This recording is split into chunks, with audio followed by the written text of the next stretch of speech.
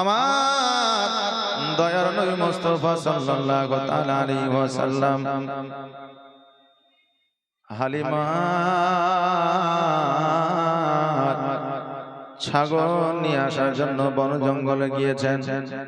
বন জঙ্গলে যাওয়ার পরে দেখছে যেন সকল জীব জন্তুরা আমার হালিমার ছাগলকে গোল করে ঘেরাও করে যেন দাঁড়িয়ে আছে। আমার নবী যখনই প্রবেশ করলেন, প্রবেশ করার পরে দেখছে যেন সবাই যেন আমার নবীর দিকে তাকিয়েছে। জোরে বলেন সুবহানাল্লাহ। সকল জীব জন্তুরা বলছে ইয়া রাসূলুল্লাহ, ইয়া হাবিবাল্লাহ, নবী গো, খোদার কসম করে বলি, আজকে এই ছাগলটাকে আমরা খাওয়ার জন্য নিয়ে আসি নাই, এই ছাগলটাকে আমরা মারার জন্য নিয়ে আসি নাই। এই ছাগলটাকে আমরা নিয়ে এসেছি শুধুমাত্র একটা উদ্দেশ্যে, আপনাকে দেখা করব, আপনার কদম বসে আমরা করব, এই জন্য ছাগলটাকে আমরা নিয়ে এসেছি। আমার দয়ার নবী মায়ার নবী সাল্লাল্লাহু তাআলা আলাইহি ওয়াসাল্লাম বললেন, আমি বুঝতে পেরেছি, জানতে পেরেছি, ওরে জীব জন্তুরা, আজকে তোরা যত পারবি শেষবারের মতো আমার কদমটা চুমে নে। আমার দয়ার নবীজি যখন ছাগলটাকে নিয়ে যখন বাড়িতে চলে আসলা, আসার পরে হালিমা হতভম্ব হয়ে গেল। হালিমা বলল, বেটারে কেমন করে নিয়ে আসলে?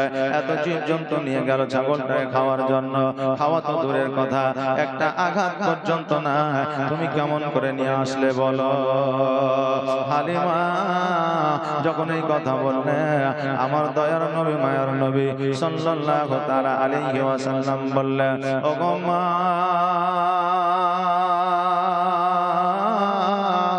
আমি ছাগল বকরিটা আনতে গিয়েছিলাম ঠিকই, কিন্তু ওই ছাগলের প্রতি কোন জীবজন্তু আক্রমণ করে নাই, তাদের উদ্দেশ্য একটাই ছিল আমার কদমে চুম্বন করা। জোরে বলেন সুবহানাল্লাহ।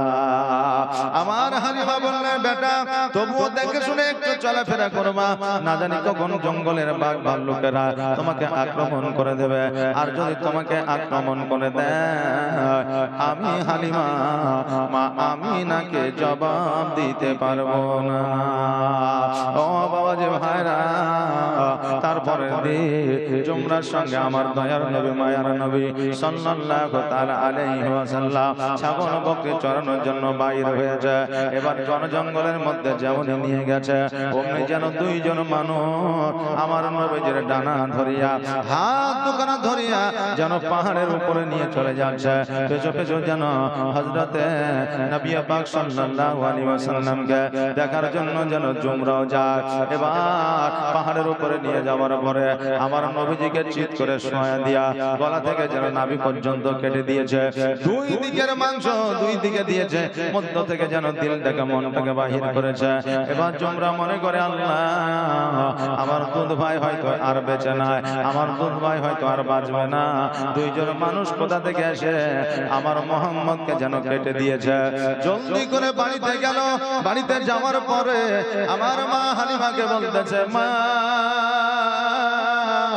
আসমান থেকে দুইজন বান্দা আসিয়া আমার দুধ ভাই নবী মুস্তাফাকে পাহাড়ের দিকে নিয়ে গেল। আমি লক্ষ্য করে দেখলাম, গো মা, গলা থেকে নাভি পর্যন্ত কেটে দিয়েছে, বুকের মধ্য থেকে যেন কলজা ফিসকা সবকিছু যেন বাহির করেছে। মা, আমার ভাই হয়তো এতক্ষণ পর্যন্ত বেঁচে নাই। যেমন এই কথা শোনা আমার হযরতে হালিমা তোর সাদিয়া রাদিয়াল্লাহু তাআলা আনহা ছুটতে ছুটতে যেন পাহাড়ের দিকে চলতে আরম্ভ করেছে। এবার যখন পাহাড়ের কাছে পৌঁছেছে, দেখছেন যেন আমার নবীজি একটা পাথরের উপরে যেন চুপ করে বসে আছে। হালিমা কাছে যাইয়া নবীজির মাথায় হাত দেয়, বুকে হাত দেয়, পিঠে হাত দেয়।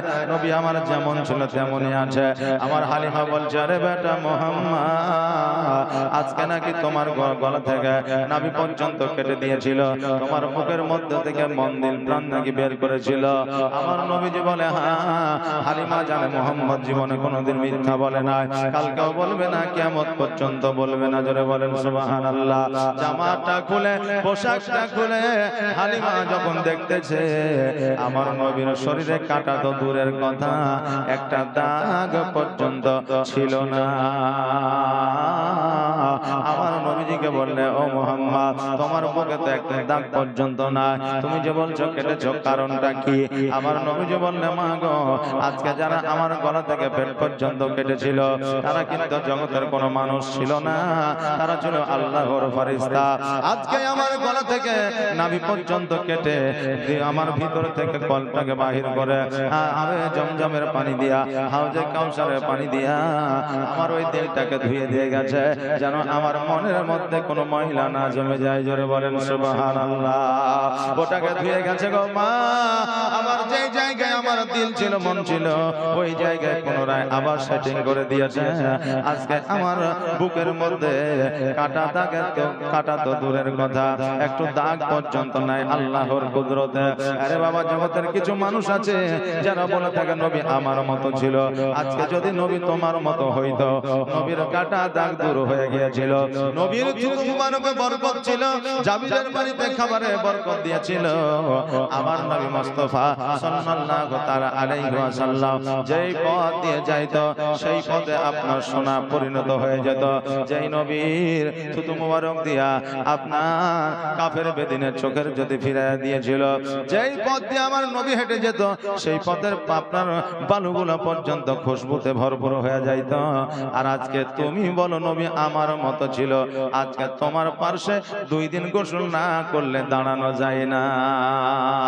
আজকে সেই বলে নবী আমার মতো ছিল, বলেন নাউজুবিল্লাহি মিন জালিক। আমার নবী পৃথিবীর মধ্যে যত মানুষ এসেছে সর্বসেরা, আমার নবীর সাথে কারো তুলনা হয়নি, হবে না, কোনোদিনও হবে না। কারণ আমার নবী হলো আলা, আমার নবীর চাইতে, আমার নবীর চাইতে বড় কেউ না। ও বেরাদার, আমার নবীকে যদি বলে আমাদের মতো ছিল, সে গুনাহগার হয়ে যাবে। আমার নবীকে বিজ্ঞানরা বলেছে বিজ্ঞানেরও চাইতে বড় বিজ্ঞান, আমার নবীজিকে দার্শনিকেরা বলেছে দার্শনিকের চাইতে বড় দার্শনিক, মাস্টারেরা বলেছে মাস্টারের চাইতে বড় মাস্টার। আমার নবীর মতো মাস্টার, ডাক্তার, উকিল, হাকিম, বিজ্ঞান এখনো পর্যন্ত আসে নাই, কালকেও আসবে না, কিয়ামত পর্যন্ত আসবে না। জোরে বলেন সুবহানাল্লাহ। এই জন্য কবি বলছেন বিজ্ঞানীরও বিজ্ঞানী আমার নবীজি। জোরে বলেন সুবহানাল্লাহ। বিজ্ঞানীরও বিজ্ঞানী আমার নবীজি। এমন একটা দয়ার নবী আর হবে কি, এমন একটা মায়ার নবী আর পাইবা কি, বিজ্ঞানীদের বিজ্ঞানী আমার নবীজি। বিজ্ঞানীরা রথের যুগে আকাশেতে যায়, আর আমার নবী রকেট ছাড়া মেয়েরা যেতে যায়। জোরে বলেন সুবহানাল্লাহ। এখন বাবা চন্দ্র জানে যাচ্ছে মানুষ জগতে, তাই তারা কত পপুলারিটি অর্জন করেছে। আর আমার নবী যেই সময় গিয়েছিল রকেট ছিল না, প্লেন ছিল না, জাহাজ ছিল না, চন্দ্র যায় না, যাওয়া তো দূরের কথা, সপ্তম আসমান ভেদ করে আমার নবী আল্লাহর সঙ্গে দিদার করেছিলেন। ওই নবীর প্রশংসা করলে কিছু মানুষের ক্ষতি হয়ে যায়, ওই নবীর প্রশংসা করলে কিছু মানুষের ক্ষতি হয়ে যায়। কিন্তু চন্দ্র জানে যে ভারতবর্ষ থেকে বিজ্ঞানরা যাচ্ছে, তার জন্য তার গর্ববোধ মনে হয়, হ্যাঁ, আর নবীর কথা বললে অপমানিত হয়। জোরে বলে নাউজুবিল্লাহ। এই জন্য কবি বলছে বিজ্ঞানীরা রথের যুগে আকাশেতে যায়, আর আমার নবী রকেট ছাড়া মেয়েরা যেতে যায়। ওরে এই যুগে কি এমন বিজ্ঞান আর হবে কি, ওরে এই যুগে কি এমন বিজ্ঞান আর হবে কি, বিজ্ঞানীদের বিজ্ঞানী আমার নবীজি। বিজ্ঞানীদের বিজ্ঞানী আমার নবীজি। আবু বকর সিদ্দিকের সাপে কামড়াইল, আর আমার নবীর থুতু দিয়া ভালো হয়ে গেল। জোরে বলেন সুবহানাল্লাহ। আবু বকর সিদ্দিককে যখন সাপে দংশন করেছিল, আবু বকর বিষে কাতর হয়ে গিয়েছিল, শরীরটা সবুজ বর্ণ হয়ে গিয়েছিল। আবু বকর বলে খোদার কসম করে বলি, আমার নবী যখন আমার শরীরে যে জায়গায় সাপে দংশন করেছিল ওই জায়গায় যখন থুতু মুবারক লাগিয়ে দিল, আমার শরীরের সমস্ত বিষ যেন পানি হয়ে গেল। জোরে বলেন সুবহানাল্লাহ। এই জন্য কই বলছেন আবু বকর সিদ্দিকের সাপে কামড়াইল, আর আমার নবীর থুতু দিয়া ভালো হয়ে গেল। ওরে এই যুগে কি এমন ডাক্তার আর হবে কি, ওরে এই যুগে কি এমন ডাক্তার আর পাইবা কি, বিজ্ঞানীদের বিজ্ঞানী আমার নবীজি। আগের যুগের মানুষ মানুষের অসুখ কম হতো, আর আমার নবীর কাছে আসলে ভালো হয়ে যেত। আজকে আমার নবীর কাছে গেলে রোগ ভালো হয়ে যেত। তো নবী আমার প্যারাসিটামল, ক্যালপল, ওমেসডি এইরকম কোনো ট্যাবলেট দিত নাকি? আমার নবীজি কিছু কোরআনে আয়াত দিতেন, কিছু গাছগাছরা দিতেন, মানুষের রোগ ভালো হয়ে যেত। আবু বকর সিদ্দিক নিজেই বলেছেন, আমার কোনো যখন রোগ বালা হতো, আমি নবীজির কাছে গেলে নবীর চেহারা দেখলেই আমার রোগ ভালো হয়ে যেত। জোরে বলেন সুবহানাল্লাহ। ওই নবীর কাছে গেলে আপনার কোরআনের আয়াত দিত। আর এখন কিছু মানুষ আছে যারা বলে যে কোরআনের আয়াত দ্বারা তাবিজ ব্যবহার করা যাবে না।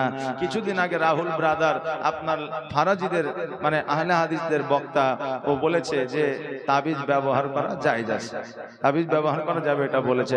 আস্তে আস্তে সবই সত্যের প্রকাশ হবে, চিন্তার কিছু নাই। আহলে সুন্নাত ওয়াল জামাতের মানুষ সঠিক পথে ছিল, আছে, কিয়ামত পর্যন্ত থাকবে। এই জন্য কবি কি বলছেন, আগের যুগের মানুষের অসুখ কম হতো, আর আমার নবীর কাছে আসলে ভালো হয়ে যেত। ওরে এই যুগে কি এমনও জার হবে কি, ওরে এই যুগে কি এমনও যা আর হবে কি, বিজ্ঞানীদের বিজ্ঞানী আমার নবীজি, বিজ্ঞানীদের বিজ্ঞানী আমার নবীজি। আল্লাহুম্মা সাল্লি সাইয়্যিদিনা মাওলানা মুহাম্মদ ওয়া আলা আলি সাইয়্যিদিনা মাওলানা মুহাম্মদ।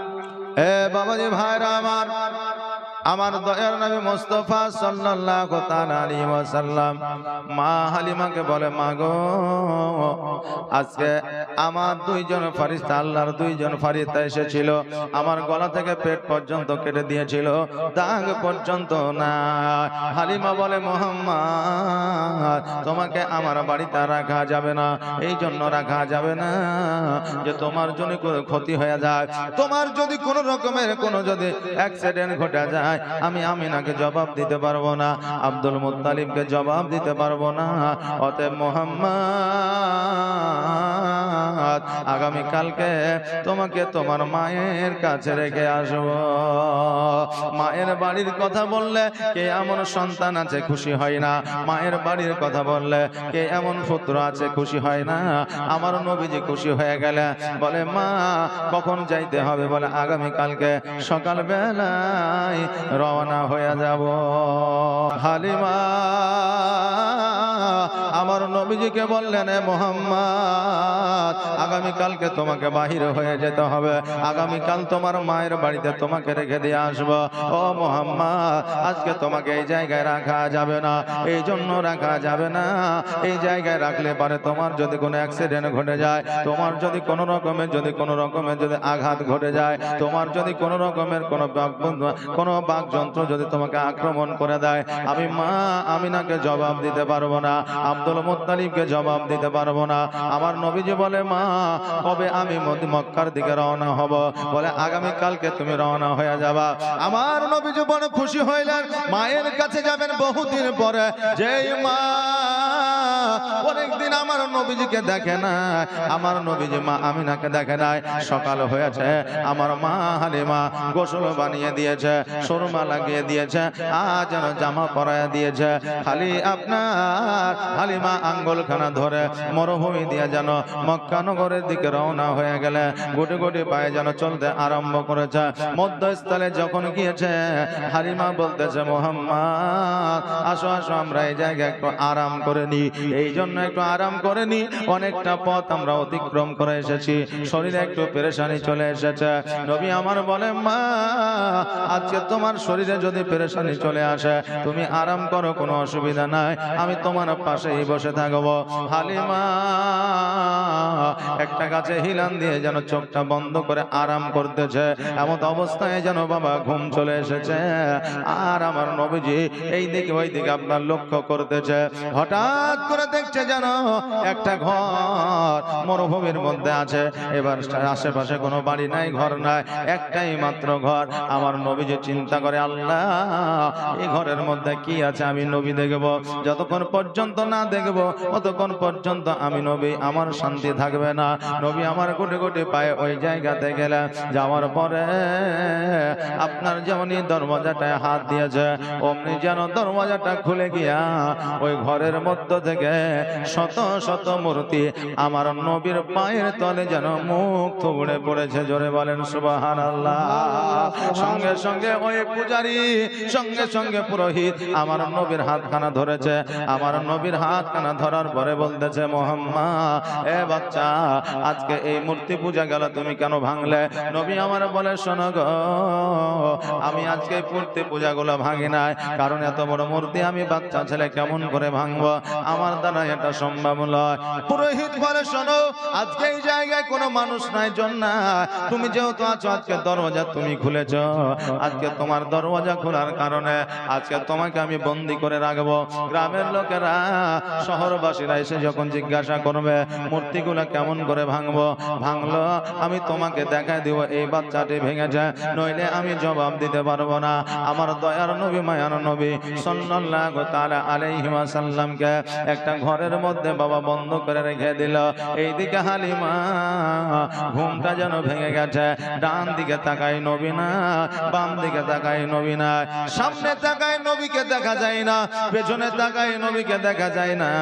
নবী কোথায় গেল, কোথায় গেল, মরুভূমিতে কোথায় খুঁজবো, নবী না জানি কোথায় গেল। হালিমা গোটে গোটে পায়ে ওই পুরোহিতের কাছে গেল। পুরোহিতকে যাইয়া বলে, আমার একটা ছোট্ট বাচ্চা ছিল, বাচ্চাটাকে খুঁজে পাওয়া যায় না, তুমি কি বাচ্চাটিকে দেখেছ? পুরোহিত বলল, একটা বাচ্চাকে ঘরের মধ্যে বন্দি করে রেখেছি, এই বাচ্চাটি কিনা একবার দেখালাম। দরওয়াজা যেমনই খুলে দিয়েছে, হালিমা লক্ষ্য করে দেখছে যেন এই বাচ্চা আর কেউ না, এই হলো মুহাম্মদুর রাসূলুল্লাহ সাল্লাল্লাহু তাআলা আলাইহি ওয়াসাল্লাম। জলদি করে যাইয়া আমার নবীজিকে হালিমা বুকে ধরে নিয়েছে আর বলতেছে, নবী গো, আজকে এই মূর্তি পূজাগুলো কি তুমি ভেঙেছ? নবী আমার বললেন, না মানা, এই মূর্তিগুলো অটোমেটিক ভেঙে গেছে। হালিমা বলল, পুরোহিত এই বাচ্চা জীবনে কোনোদিন মিথ্যা বলে নাই, আজও বলবে না, কিয়ামত পর্যন্ত বলবে না। অতএব বাচ্চা যেহেতু মূর্তি ভাঙে নাই, অতএব মূর্তি ভাঙে না। পুরোহিত বলল, আমি জানি অত বড় মূর্তি বাচ্চা ভাঙতে পারে না, অতএব দরজা যখন খুলেছে অতএব তার জন্য তাকে বন্দী করে রেখেছি। হালিমা কাকুতি মিনতি করে বলতেছে, ও পুরোহিত শোনো রে, এই বাচ্চাটা আমার নয়, মক্কা নগর থেকে নিয়ে এসে আজকে লালন পালন করে তার বাড়িতে রাখতে যাচ্ছিলাম। এই বাচ্চার যদি কিছু হয়ে যায় আমি আব্দুল মুত্তালিবকে জবাব দিতে পারবো না। সঙ্গে সঙ্গে পুরোহিত বলল, কি নাম বললে? বলে আব্দুল মুত্তালিব। বলে, তবে এই বাচ্চার নাম কি? মুহাম্মদ। বলে হ্যাঁ। বলে, এই বাচ্চার আব্বার নাম কি? আব্দুল্লাহ। বলে হ্যাঁ। বলে, এই বাচ্চার মায়ের নাম কি? আমিনা। বলে হ্যাঁ। বলে, এর নানার নাম কি? আব্দুল ওয়াহাব জৌহরি। বলে হ্যাঁ। বলে, এর দাদির নানির নাম কি? ফাতেমা। বলে হ্যাঁ। বলল, শোনো রে হালিমা, আমার দ্বারা বড় অন্যায় হয়ে গেছে। ওই পুরোহিত সঙ্গে সঙ্গে আমার নবীজের পায়ের তলে পড়েছে। আমার নবীজের পায়ের তলে পড়ার পরে বলে, ইয়া রাসূলুল্লাহ, ইয়া হাবিবাল্লাহ, নবী গো, আমাকে আপনি ক্ষমা করবেন ইয়া রাসূলুল্লাহ। আমি তাওরাত ইনজিলের জবুরে পড়েছিলাম আব্দুল্লাহর ঘরে মুহাম্মদুর রাসূলুল্লাহ সাল্লাল্লাহু তাআলা আলাইহি ওয়াসাল্লাম আখেরি পয়গম্বর হয়ে আসবে, সত্য ধর্ম প্রকাশ করবে, সত্যার পথে চলবে। আমি এই জন্য এই জায়গায় এসেছি, এই জায়গায় আপনি আসবেন আর আপনার হাতে হাত দিয়ে আমি মুসলমান হয়ে যাব। নবী গো, আপনি 40 বছর বয়সে নবুয়ত প্রাপ্ত হবে, না জানি কখন ইসলাম প্রচার করবে। যখন ইসলাম প্রচার শুরু করবেন তখন হয়তো আমি থাকবো না, মারা যাব। অতএব বেঈমান হয়ে মারা যেতে চাই না, বেধর্মী হয়ে মারা যেতে চাই না, অমুসলিম হয়ে মারা যেতে চাই না। দয়া করে আপনার কালেমা খানি আমাকে পড়ায়া আনে। সঙ্গে সঙ্গে আমার নবীজি কালেমা তাইয়া লা ইলাহা ইল্লাল্লাহ মুহাম্মাদুর রাসূলুল্লাহ সাল্লাল্লাহু তাআলা আলাইহি ওয়াসাল্লাম পড়ায়া নিনা। আমাদের মনে প্রশ্ন জানতে পারে, হুজুর গো, আমার নবীজি 6 বছর বয়সে কেমন করে কালেমা পড়ালেন? আমার আমার নবী যদি 40 বছর বয়সে নবুয়ত প্রাপ্ত হয়েছে। আরে বাবা, আমার নবী 40 বছর বয়সে নবুয়ত প্রাপ্ত হয়েছেন, এটা ঠিকই, কিন্তু 6 বছর তো দূরের কথা। 570 খ্রিস্টাব্দে 12 রবিউল আউয়ালে সোমবার দিন শুভে সাদিকের সময় আমার নবী যখন এই জগতে এসেছিলেন, ইসলামের প্রচার প্রসার তখন থেকে শুরু হয়ে গিয়েছিল। জোরে বলেন সুবহানাল্লাহ। তখন থেকে শুরু হয়ে গিয়েছিল। নবী আমার 40 বছরে নবুয়ত প্রাপ্ত করেছেন ঠিকই, কিন্তু আমার নবীজি শৈশব কাল থেকে ইসলাম প্রচার প্রসার শুরু করে দিয়েছে। জোরে বলেন সুবহানাল্লাহ। আমার নবীজি ওই পুরোহিতকে আপনার কালেমা পড়ে আনিলা, আর পুরোহিত বলল, হুজুর গো, আজকে যেহেতু আপনার কালেমা পড়ে আমি মুসলমান হয়ে গেছে, অতএব আপনি আপনার অধীনে আমি হয়ে গেছে। যখন আমাকে ডাক দিবেন আপদে বিপদে আমি আপনার কাছে হাজির হয়ে যাব। কারণ নবী গো, আপনার হাতে হাত দিয়ে যখন কালেমা পড়ে নিয়েছি, আমার জীবন আপনাকে সঁপে দিয়েছি। কারণ জগতের মধ্যে আমি ইতিহাসের পাতা দেখেছি, আপনার মতো ভালো কেউ বাঁচতে পারবে না। জোরে বলেন সুবহানাল্লাহ। তোমার মতো এত ভালো, তোমার মতো এত ভালো কেউ তো আমায় বাসে না, তাই তো নবী আমি তোমার দিওয়ানা, তাই তো রাসূল আমি তোমার দিওয়ানা। জোরে বলেন ইয়া রাসূলুল্লাহ। তোমার মতো এত ভালো, তোমার মতো এত ভালো কেউ তো আমায় বাসে না, তাই তো নবী আমি তোমার দিওয়ানা, তাই তো রাসূল আমি তোমার দিওয়ানা।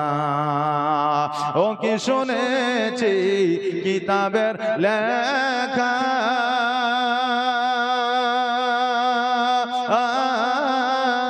নবী ছাড়াই আমার জীবন থাকা গো। ও কি শুনেছি কিতাবের লেখা, নবী ছাড়াই আমার জীবন থাকা গো। নবীজিকে ভালো না বাসিলে, নবীজিকে ভালো না বাসিলে আল্লাহ পাওয়া যাবে না, তাই তো নবী আমি তোমার দিওয়ানা, তাই তো রাসূল আমি তোমার দিওয়ানা। তোমার মতো এত ভালো, তোমার মতো এত ভালো কেউ তো আমায় বাসে না, তাই তো নবী আমি তোমার দিওয়ানা, তাই তো রাসূল আমি তোমার দিওয়ানা। ও বাবাজি ভাইরা, ওই পুরোহিত যখন মুসলমান হয়ে গেল, আবার নবীজিকে বলল, ইয়া রাসূলুল্লাহ, ইয়া হাবিবাল্লাহ, নবী গো, আপনার যখন দরকার হবে, প্রয়োজন হবে, একবারের জন্য আমাকে ডাকবেন, আমি হাজির হয়ে যাব। আমি যখন কালেমা পড়ে নিয়েছি, ইয়া রাসূলুল্লাহ, আমার নিজের জীবনকে দিয়ে দিয়েছি, উৎসর্গ করে দিয়েছি। নবী গো, আপনার পদতলে আমার জীবনকে সঁপে দিয়েছি। নবী আমার ওই জায়গা থেকে পুরোহিতকে রাখিয়া নিজের বাড়ির দিকে হালিমার সঙ্গে রওনা হয়ে গেলে, এবার যখন নিজের বাড়িতে আসলে, আসার পরে আমার মা আমিনাকে বলতেছে, আমিনা বোনরে, আজকে আমি 5 বছর 7 মাস পর্যন্ত তোমার সন্তানকে লালন পালন করে দিলাম, যাও যাও, আজকে তোমার সন্তানকে রিটার্ন দিয়ে দিলাম, আজকে তোমার সন্তানকে তোমার কোলে উঠে দিলাম। আমিনা বলল, হালিমা, আমার নবীকে যদি নিয়ে যেতে চাও নিয়ে যাও, আমার কোনো আপত্তি না, তবে শোনো রে হালিমা, আজকে এতদিন পর্যন্ত যখন তুমি লালন পালন করেছ, লালিত পালিত যখন করেছ, তোমার যখন মন চাইবে আমার বেটা মুহাম্মদকে তুমি নিয়ে যাও। জোরে বলেন সুবহানাল্লাহ। হালিমা একবার আমার নবীর দিকে তাকায়, একবার সামনে রাস্তার দিকে তাকায়।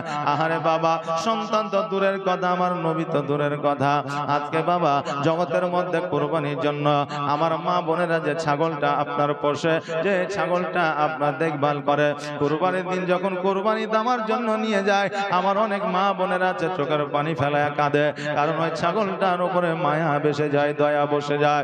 একটা বাচ্চা সন্তানকে যখন 10 দিন আপনি কোলে নিবেন, ওই বাচ্চাটার উপরে আপনার মায়া দয়া বসে যাবে। আমার নবীজিকে 5 বছর 7 মাস পর্যন্ত অলৌকিক দৃশ্য দেখায়া হালিমার কাছে লালিত পালিত হয়েছিল। ওই হালিমা কেমন করে আমার নবীকে ভুলতে পারে? হালিমা 2 চোখের পানি ছেড়ে দিয়ে যেন বাড়ির দিকে যায়। এইদিকে আমার নবীজি সাল্লাল্লাহু তাআলা আলাইহি ওয়াসাল্লাম মায়ের কাছে যেন আপনার খাওয়া দাওয়া করলে, মায়ের সাথে যেন আপনার বিছানায় ঘুমায় গেলে। সকালবেলা আমার নবীজি উঠেছে, সকালবেলা উঠার পরে আমার নবীজি খেলাধুলা করতে বাইর হয়ে যায়। খেলাধুলা করতে বাইর হওয়ার পরে যখন দেখছে সব বাচ্চা খেলছে, আমার নবীজি ওই বাচ্চাগুলোর খেলাধুলা দেখতেছে। আর সন্ধ্যাবেলায় সকলের আব্বা মা আসিয়া ওই বাচ্চাগুলোকে নিয়ে যাচ্ছে, কিন্তু আমার নবীজি একটা জিনিস লক্ষ্য করে দেখলো যে সবার আব্বা আসলো, সবার মা আসলো, কিন্তু আমার আব্বা কেন আসলো না? আমার আব্বা কেন আসলো না? মাকে গিয়ে জিজ্ঞাসা করবো, মা গো আমার আব্বা কোথায় আছে? আগের দিন যাওয়ার পরে মা আমিনাকে জিজ্ঞাসা করলো, মা বলো বলো আমার আব্বা কোথায় আছে? আমার আব্বা কেন আমাকে কোলে নিতে আসে না? আমার আব্বা কেন আমার কপালে চুম্বন করে না? আমার আব্বা আমাকে কেন বাজারে নিয়ে যায় না? আমার আব্বা আমার আঙ্গুল কেন ধরে না? মা আমার আব্বাকে আমাকে ভালোবাসে না, আমাকে দেখার জন্য কেন আসে না? আমিনা রাদিয়াল্লাহু তাআলা আনহা চোখের পানি ছেড়ে দিয়ে বললে, বেটারে তোমার আব্বা মাকামে আব্বা আসে, তোমার আব্বা তোমার কাছে আসবে না। দয়ার নবী মায়ার নবী সাল্লাল্লাহু তাআলা আলাইহি ওয়াসাল্লামকে যেমন করে হোক আমার আমিনা বুঝা দিলে, কিন্তু তার আব্বা জগতে নাই, এটা আমার নবীজিকে বুঝতে দিলেন না। পরের দিন যখন খেলাধুলা করতে গেলেন, খেলাধুলা করতে যাওয়ার পরে ঠিক সন্ধ্যাবেলায় সকলের আব্বা যেন নিয়ে যায়, কিন্তু আমার নবীজিকে নেওয়ার জন্য কেউ যেন আসে না। আমার নবীজি বলে, আল্লাহ গো আজকে যা হবে হোক, আজকে মাকে জড়িয়ে ধরে বলবো, মা গো যতক্ষণ পর্যন্ত আমার আব্বা কোথায় আছে না বলবা, ততক্ষণ পর্যন্ত আমি তোমায় ছাড়বো না। আজকে আমাদের মধ্যে প্রশ্ন জাগতে পারে, হুজুর গো খেলাধুলা তো প্রযোজ্য নয়, তবে আমার নবীজি খেলাধুলা করতেন কি খেলা? আমার আজকে জগতের খেলা হলো আলাদা, আমার নবীর খেলা ছিল আলাদা।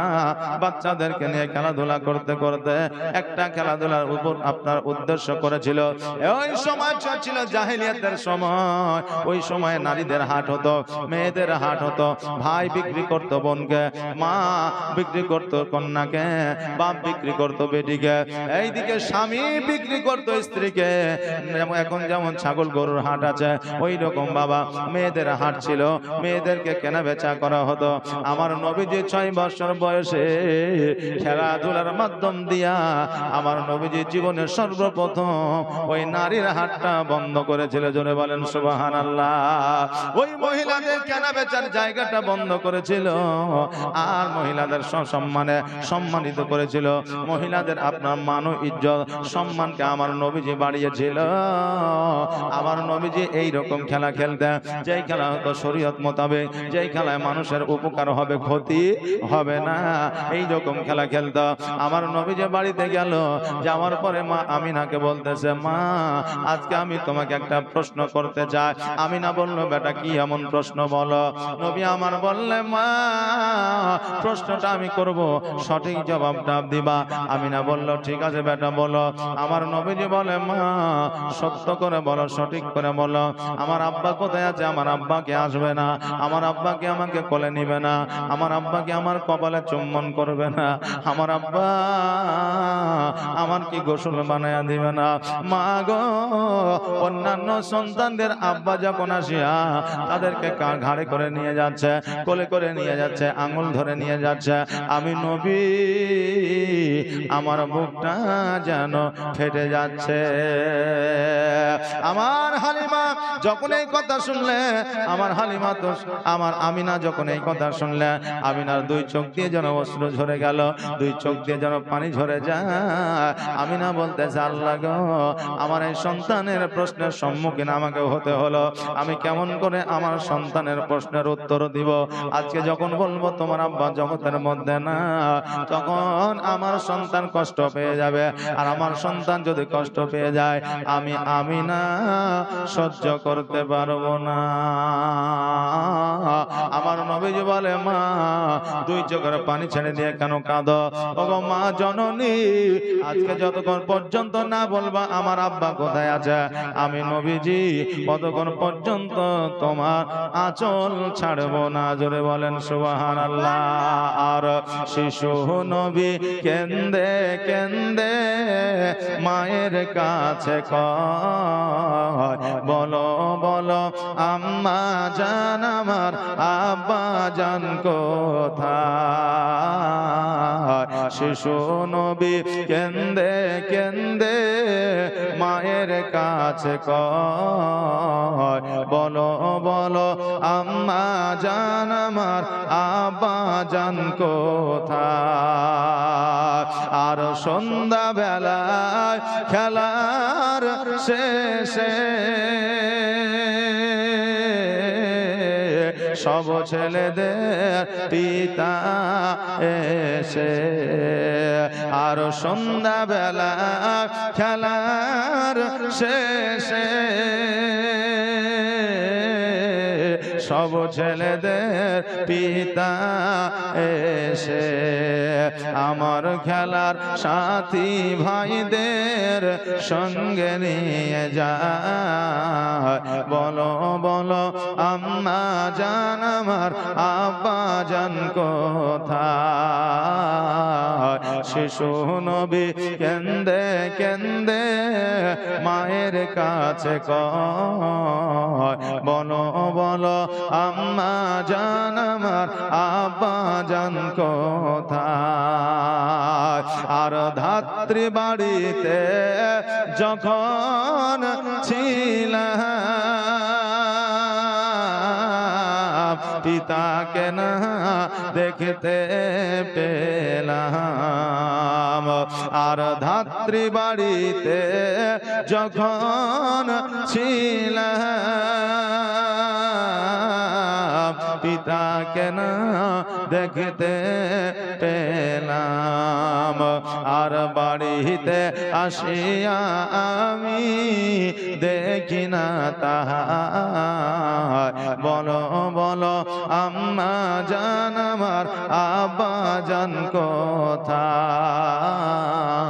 শিশু নবী কেন্দে কেন্দে মায়ের কাছে কয়, বলো বলো আম্মা জান আমার আব্বা জান কোথায়? আল্লাহুম্মা সাল্লাল্লাহু মাওলানা মুহাম্মদ ওয়ালা মাওলানা মুহাম্মদ। আমার নবীজি মায়ের আঁচলখানা ধরে বলে, মা গো, যতক্ষণ পর্যন্ত না বলবা আমার আব্বা কোথায় আছে, ততক্ষণ পর্যন্ত আমি তোমাকে ছাড়বো না। আজকে বলতেই হবে আমার আব্বা কেন আমাকে নিতে আসে না, আমার আব্বা আমাকে কেন কোলে নেয় না, আমার আব্বা আমার কপালে কেন চুম্বন করে না, আমার আব্বা আমাকে কেন গোসল বানায় দেয় না। আমি না দুই চোখের পানি ছেড়ে দিয়ে বুকের মধ্যে পাথর বসায়া আমি না বলতেছে, বেটারে আজকে কেন কিয়ামত পর্যন্ত তোমার আব্বা তোমার গোসল বানায় দিবে না, তোমার কপালে চুম্বন করবে না, তোমার আব্বা তোমাকে কাঁধে নিবে না, তোমার আব্বা কোনোদিন তোমার আঙ্গুল ধরে বাজারে নিয়ে যাবে না। কেন না? তোমার আব্বা এই জগতে নাই, পরের জগতে গমন করেছে। জোরে বলেন সুবহানাল্লাহ। তোমার আব্বা মাকামে আব্বা আরাম করছে রে বাবা, তোমার কাছে আর কোনোদিন আসবে না, কারণ এই জগৎ ছেড়ে বিদায় নিয়ে অন্য জগতে চলে গেছে। জোরে বলেন ইন্না লিল্লাহি ওয়া ইন্না ইলাইহি রাজিউন। আমার নবীজি দুই চোখের পানি ছেড়ে দিয়ে বলে, মা আগে কেন আমাকে তুমি বলো নাই? আগে বললে আমার আব্বা জানের কবরটা জিয়ারত করে আসতাম, আগে জানলে আমার আব্বা জানের কবরটা দর্শন করতাম। আরে বাবা, এটা ইতিহাসের পাতায় উঠে দেওয়ার জন্য আমার নবীজি বলতেছে, কিন্তু আমার নবীজি আগে থেকে জানে আমার আব্বা জগতে নাই। জোরে বলেন সুবহানাল্লাহ। আমার নবীজি মাকে ডাক দিয়ে বলে, মা গো, আজকে আব্বা যখন মাকামে আব্বা আরাম করতেছে, আজকে আমার আব্বার কবরটা জিয়ারত করতে যাই, চলো তুমি আমাকে চিনাইয়া দেবে। আমিনা বলল, মুহাম্মদ, তোমার আব্বা যেই দিন থেকে ইন্তেকাল করেছে সেই দিন থেকে আমার অভিভাবক হলো তোমার দাদা আব্দুল মুত্তালিব। আমি যেই দিন বিবাহ করে আমি মক্কা নগরে এসেছিলাম, সেই দিন থেকে আর কোনোদিন আমি মদিনায় যাই না, আমার বাবার বাড়ি যাই না। ও মুহাম্মদ, তোমার দাদা যদি অর্ডার না দেয়, তোমার দাদা যদি আদেশ না দেয়, আমি কোনো মতে বাড়ি থেকে বাইরে হতে পারবো না।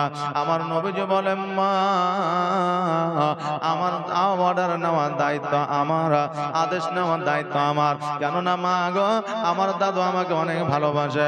আমি আমার দাদুর কাছে যদি আদেশ চাই, অর্ডার চাই, আমার দাদু অর্ডার না দিয়া থাকতে পারবে না। রে আমার মা বোনেরা, মা আমিনার জাত হলে তোমরা, আজকে মা আমিনার চরিত্র কেমন ছিল একবার দেখে, আমার মা আমিনার ব্যবহার কেমন ছিল একবার দেখে। নিজের স্বামী বাড়িতে নাই বলে শ্বশুরের কথা ছাড়া কখনো বাইরে যায় না। আর আজকে আমাদের মা বোনেরা স্বামী গেছে বিদেশে, শ্বশুর শাশুড়ি বাড়িতে, বাপের বাড়ি চলে যায়, বাজারে চলে যায়, একবার জিজ্ঞাসা করার প্রয়োজন মনে হয় না। বাপের বাড়ি যাওয়ার পরে স্বামীকে ফোন করে বলে, তোমার মা বাপকে বলে দিয়ে আমি বাপের বাড়ি চলে এসেছি। মানে ওর বাড়িতে থেকে বলা হয়নি, স্বামীকে ফোন করে বলছে, এ মা জননী, আজকে তোমরা শ্বশুর শাশুড়িকে নিজের বাপ মায়ের মতো মেনে নিতে পারোনি, এই জন্য শ্বশুর শাশুড়িরাও বৌমাদের আপনার নিজের কন্যার মতো করে মেনে নিতে পারেনি। ভুল কিন্তু উভয় পক্ষেরই আছে, ভুল শ্বশুর শাশুড়িরও আছে আর বৌমাদেরও আছে। বৌমা যেমন মা বাপের মতো শ্বশুর শাশুড়িকে মেনে নিতে পারে না, শ্বশুর শাশুড়িরাও বৌমাকে কন্যার মতো মেনে নিতে পারে না। এই জন্য সংসারে আপনার ঝামেলা দূর হয় না। আরে আমার বাবা যে ভাইরা, আমিনা রাদিয়াল্লাহু তাআলা আনহার জীবনী শুনছে, আমিনার মতো করে জীবনটা আপনি গঠন করে দেখবেন আপনার জীবনটা ধন্য হয়ে যাবে। জোরে বলেন সুবহানাল্লাহ। আমার দয়ার নবীজি, আমার মায়ার নবী আব্দুল মুত্তালিবের কাছে পৌঁছালে, আব্দুল মুত্তালিবের কাছে যাওয়ার পরে বলে, ওগো দাদা, আমি জানলাম, আমি শুনলাম আমার আব্বা নাকি জগতের মধ্যে নাই, আমার আব্বা নাকি জগৎ থেকে আড়াল হয়ে গেছে গো দাদা। আমি আমার আব্বা যারা কবরটা একবার জিয়ারত করতে চাই। আমার নবী বললে, কার সঙ্গে যাবা? বলে, আমার মাকে সঙ্গে নিয়ে যেতে চায়। আব্দুল মুত্তালিব বলল, ও ভাই, তোমার বিবাহ হওয়ার পরে মক্কা এসেছে, আর কোনোদিন যাওয়ার কথা বলে নাই, আমিও কোনোদিন যেতে বলতে পারি না, আমিও কোনোদিন নিয়ে যেতে পারি না। আজকে যখন তুমি নিয়ে যাবো বলছো, সঙ্গে একজন দাসীকে দিয়ে দিলাম, তুমিও যাও, তোমার মাকে নিয়ে যাও। তবে ভাই শোনো রে, মাকামে আব্বাই যাওয়ার আগে মদিনাতে যাবা, আর মদিনাতে যাওয়ার পরে আব্দুল ওয়াহাব জৌহরীর সঙ্গে সাক্ষাৎটা করবা। আব্দুল ওয়াহাব জৌহরী হলো তোমার নানা, আর তোমার মায়ের আব্বা। আজকে তার সঙ্গে দেখা নাই, সাক্ষাৎ নাই, আমিনার সঙ্গে কোনোদিন সাক্ষাৎ হয় নাই, আমিনার সঙ্গে সাক্ষাৎটা করায়া দিবে। নবী আমার বললে, ঠিক আছে দাদা। নবী আমার মায়ের কাছে ফিরে আসলে মাকে বলল, মা গো, আদেশ পেয়ে গেছি, অর্ডার পেয়ে গেছি, আগামী কালকে বার হতে হবে, জামা কাপড় পোশাক খাবার সব কিছু বেঁধে না, সকালবেলা সব কিছু বেঁধে নিয়েছে, উট আপনার রেডি, দাসীও রেডি। আমার আব্দুল মুত্তালিব কাবা ঘরে হিলান দিয়ে যেন কান্না করতেছে। আমিনা আমার আব্দুল মুত্তালিবের কাছে যাইয়া বলতেছে, ও আব্বা জান, আপনি এইভাবে কান্না করিয়েন না, এইভাবে যদি আপনি আপনি কান্না করে আমি মদিনায় যাব না, মাকামে আব্বায় যাব না। আব্দুল মুত্তালিব বলতেছে, ওরে আমিনা, আজকে আমি তোমার জন্য কাঁদি না, আজকে তুমি চলে যাচ্ছ বলে কাঁদি না, আজকে কাঁদি আমার নবীর জন্য। আমার নবীকে না দেখলে এক মুহূর্ত থাকতে পারি না। আজকে তুমি মদিনায় যাবে আর এদিকে মাকামে আব্বায় যাবে, না হলেও কমসে কম 1 সপ্তাহ দেরি হবে। ও আমিনা, যাও যাও, বারণ করব না। 5 দিন থেকে 7 দিনের যেন বেশি না হয়ে যায়। যদি বেশি হয়ে যায় রে আমিনা, আমি আব্দুল মুত্তালিব আমার কি হবে আমি নিজেই জানি না। জোরে বলেন সুবহানাল্লাহ। আরে আমার বাবাজি ভাইরা, আমার নবীজিকে লইয়া উটের পৃষ্ঠে চাপলেন আমিনা, আর দাসীকে লইয়া যেন মদিনাতুল মুনাওয়ারার দিকে রওনা হয়ে গেল। এবার মদিনাতুল মুনাওয়ারায় যাওয়ার পরে যে জায়গায় আব্দুল ওয়াহাব জহুরীর বাড়ি ছিল ওই জায়গায় আমিনা দাঁড়িয়ে আসে, কিন্তু ওই জায়গায় ঘরও নাই, বাড়িও নাই, মানুষজনকে দেখা যায় না, মানুষজনকে যেন দেখতে পাওয়া যায় না। আমিনা অনেকক্ষণ ধরে যেন বাবা দাঁড়িয়ে আছে। এখন আপনাদের গ্রামে নতুন একটা মানুষ এসে যদি দাঁড়িয়ে থাকে 1 ঘন্টা 2 ঘন্টা, এক এক করে কোনো না কোনো মানুষ জিজ্ঞাসা করবে, কি ব্যাপার ভাই, বাড়ি কোথায়, এখানে কি দেখছো? বলবে না, বলবে না, যেহেতু নতুন মানুষ। আমিনা দয়ার নবীজিকে লইয়া দাসীকে লইয়া দাঁড়ায় আছে উটের পৃষ্ঠে, বাড়ি দেখতে পায় না, ঘর দেখতে পায় না, আব্দুল ওয়াহাব জহুরীকে দেখতে পায় না, তার বিবিকে দেখতে পায় না। আমিনা যখন আপনার অঝর নয়নে পানি ছেড়ে দিয়ে দাঁড়িয়ে আছে, মদিনার মানুষ কিন্তু বাবা ভালো, ওই মদিনার মানুষ আসার পরে আমিনাকে জিজ্ঞাসা করে, আমিনা আজকে তুমি এই জায়গায় কেন রে মা, তোমার পরিচয়টা কি, তোমার ঠিকানাটা কি, এই জায়গায় এসেছো কারণটা কি? আমিনা বলল, এই জায়গায় আব্দুল ওয়াহাব জহুরী নামক একজন বান্দা বসবাস করতো, আজকে তার বাড়ি কোথায়, কোথায় ঘর করেছে।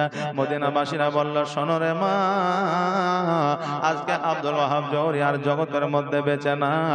আমার মা আমিনা বললেন, তিনার স্ত্রী, বলে তিনার স্ত্রীও বেঁচে না। আমিনা 2 চোখের পানি ছেড়ে দিয়ে কান্দে, আল্লাহ গো, আমি আমার আব্বা আমাকে একবার শেষবারের মতো দেখতে পাইলাম না। আমিনা 2 চোখ দিয়ে পানি ঝরে যায়। মদিনাবাসীরা বলল, মা রে তুমি কান্দো কেন? আব্দুল ওয়াহাব জহুরীর একটা কন্যা ছিল, যার বাড়ি ছিল মক্কায়, বিবাহ করে চলে গেছে, একবারের জন্য আর এই দিকে আসে না। ও মা, আজকে ওই মহিলার সঙ্গে তুমি দেখা করতে পারো। আমিনা বলল, মদিনাবাসীরা আজকে যে মহিলা আব্দুল ওয়াহাব জহুরীর খোঁজ নেয়, আজকে এই মহিলার অন্য কোন মহিলা নয়, এটাই হলো আব্দুল ওয়াহাব জহুরীর কন্যা, আমি হলাম মা আমিনা। মদিনাবাসীরা বলে, মা আমিনা, এতদিন বিবাহ হয়ে গেল, তুমি কেন মদিনায় আসনি রে মা? আমিনা বলল, শোনো গো, আমার যখন বিবাহ হইল 2 মাস পরে আমার স্বামী মাকামে আব্বায় গেল, মাকামে আব্বায় যাওয়ার পরে ইন্তেকাল করলো। আমি স্বামী ছাড়া কেমন করে মক্কা মদিনায় আসতে পারি? আমার শ্বশুর আব্বা আমাকে দেখাশোনা করতো, আজকে শ্বশুর আব্বার অর্ডার ছাড়া আসতে পারি না। আমার শৈশবকালে আমার ছোট্ট সন্তানকে নিয়ে কেমন করে আসবো? আমি একা এত দূরের পথ আসতে পারি না। আজকে এসেছি, কিন্তু আব্বা আমাকে দেখতে পাইলাম না। আমার নবীজিকে বলে, বেটা আজকে তোমার নানা নাই, নানি নাই, চলো চলো আমরা পুনরায় আমার মক্কার দিকে ঘুরে যাই। মদিনাবাসীরা বলল, আমি না, বেয়াদবি মাফ করবে রে মা, আজকে তোমার বাপ নাই, তোমার মা নাই তো কি হয়েছে, যখন এসেছো আমরা তোমার মেহমানদারি করবো। জোরে বলেন সুবহানাল্লাহ। এখন আপনার গ্রামে যদি একটা কন্যা বিবাহ হয়ে গেছে, তার ভাই নাই, মা নাই, বাপ নাই, আত্মীয় স্বজন বংশধর কেউ নাই, এখন ওই মহিলা নিজের গ্রামে যদি বেড়াতে আসে, ঘুরতে আসে, আপনারা কি ওই মহিলাকে তাড়াতে পারবেন, তাড়িয়ে দিতে পারবেন? পারবেন না। কেউ না কেউ একটু তার মেহমানদারি করবে। আমার আমিনাকে বললে, আমিনা তোমার যতদিন থাকতে মন চাই তুমি থাকো, আজকে আমরাই তোমার মেহমানদারি করব। পরস্পর আপনার বাড়িতে বাড়িতে একদিন করে করে একটা বাড়িতে খাওয়া দাওয়া, একদিন করে একটা বাড়িতে আপনার থাকা। যেমন এখন বর্তমানে আলেম ওলামাদের মসজিদের ইমামের পালি হয়, আজকে কুদ্দুসের বাড়িতে, কাল রহমানের বাড়িতে, পরশুদিন নঈমের বাড়িতে, এরকম পালি নাই, ওই রকম পালি করে দিয়েছে। যেমন এই 5 দিন হয়ে গেছে, দাসী বলল আমি না, 5 দিন হয়ে গেছে, আর দেরি নয়, দেরি নয়, চলো চলো আমাদের মক্কার দিকে রওনা হয়ে যেতে হবে। এই জন্য মক্কার দিকে রওনা হয়ে যেতে হবে। আব্দুল মুত্তালিব 7 দিনের বেশি যেন না হয় এই কথা বলেছে। সঙ্গে সঙ্গে আমিনা উটের পৃষ্ঠে চেপে গেল আমার দয়ার নই মুস্তাফাকে লইয়া। এবার উটের পৃষ্ঠে চেপে যাওয়ার পরে এবার যেন উঠকে চলতে বলতে আরম্ভ করলো। মদিনাবাসীরা বলে আমিনা আরো কয়েকদিন কি থেকে গেলে হতো না? আমিনা বলল না না না, আর থাকলে হবে না, কারণ আমার শ্বশুর আব্বাকে আমি কথা দিয়ে এসেছি, অতএব 5-7 দিনের বেশি যেন না হয়। আল্লাহ যদি হায়াতে রাখে, বাঁচিয়ে রাখে, আবার পুনরায় মদিনাতে আসব। মদিনার মানুষেরা যে সম্মান আমাকে দিল, ওই সম্মান আজকে আমি খুশি হইলাম। কোনদিন যদি আমার সন্তান মদিনা আসে, ও মদিনাবাসীরা, আমার সন্তানকে তোমরা মেনে নিও। আমার মা আমিনা একবার মদিনার দিকে তাকায়, একবার সামনে রাস্তার দিকে তাকায়। আরে আমার বাবারা, ভাইরা, মানুষ জীবনে 3টা জিনিস ভুলতে পারে না। 1 নম্বর হলো মওত, 2য় নম্বর হলো পিতা ও মাতা, আর 3য় নম্বর হলো নিজের জন্মস্থান। জোরে বলেন সুবহানাল্লাহ। এই 3টা জিনিস কখনোই বলতে পারে না। যত বড় ধনী হয়ে যাক না কেন, যত বড় টাকা পয়সা वाला হয়ে যাক না কেন, যত বড় আপনার মাস্টার ডাক্তার উকিল হয়ে যাক না কেন, আমেরিকায় বসবাস করুক না কেন, 3টা জিনিস মানুষ জীবনে ভুলতে পারে না। 1 নম্বর মওত, 2য় নম্বর বাপ মা, আর 3য় নম্বর হলো নিজের এলাকা, নিজের গ্রাম, নিজের জন্মস্থান। এই 3টা জিনিস মানুষ ভুলতে পারে না। এই জন্য আমি না একবার জন্মভূমি মদিনার দিকে তাকায়, আর একবার রাস্তার দিকে তাকায়, আর 2 চোখ দিয়ে পানি ঝরায়া কান্দে। আমার সোনার মদিনা, আমার জানের মদিনা, সব ভুলিব কিন্তু তোমায় ভুলতে পারি না। জোরে বলেন সুবহানাল্লাহ। আমার সোনার মদিনা, আমার জানের মদিনা, আমার কলিজার মদিনা, সব ভুলিব কিন্তু তোমায় ভুলতে পারি না, সব ভুলিব কিন্তু তোমায় ভুলতে পারি না। ভুলিনি, ভুলব না, ভুলতে পারি না, ভুলিনি, ভুলব না, ভুলতে পারি না, সব ভুলিব কিন্তু তোমায় ভুলতে পারি না। আমার দয়ার মদিনা, আমার জানের মদিনা, আমার কলিজার মদিনা, সব ভুলিব কিন্তু তোমায় ভুলতে পারি না, সব ভুলিব কিন্তু তোমায় ভুলতে পারি না। ইয়াসরিব নামে তুমি ছিলে অলক্ষণের দেশ, বড়ই মারাত্মক যে ছিল তোমার পরিবেশ। ইয়াসরিব নামে তুমি ছিলে অলক্ষণের দেশ, বড়ই মারাত্মক যে ছিল তোমার পরিবেশ। তো নবীর ছোঁয়া লেগে তুমি সোনার মদিনা, নবীর ছোঁয়া লেগে তুমি সোনার মদিনা, সব ভুলিব কিন্তু তোমায় ভুলতে পারি না। আমি সব ভুলিব কিন্তু তোমায় ভুলতে পারি না। আমার জানের মদিনা, আমার দয়ার মদিনা, আমার কলিজার মদিনা, সব ভুলিব কিন্তু তোমায় ভুলতে পারি না, সব ভুলিব কিন্তু তোমায় ভুলতে পারি না। ভুলিনি, ভুলব না, ভুলতে পারি না, ভুলিনি, ভুলব না, ভুলতে পারি না, সব ভুলিব কিন্তু তোমায় ভুলতে পারি না। আমার দয়ার মদিনা, আমার সোনার মদিনা, সব ভুলিব কিন্তু তোমায় ভুলতে পারি না। আল্লাহুম্মা সাল্লাল্লাহু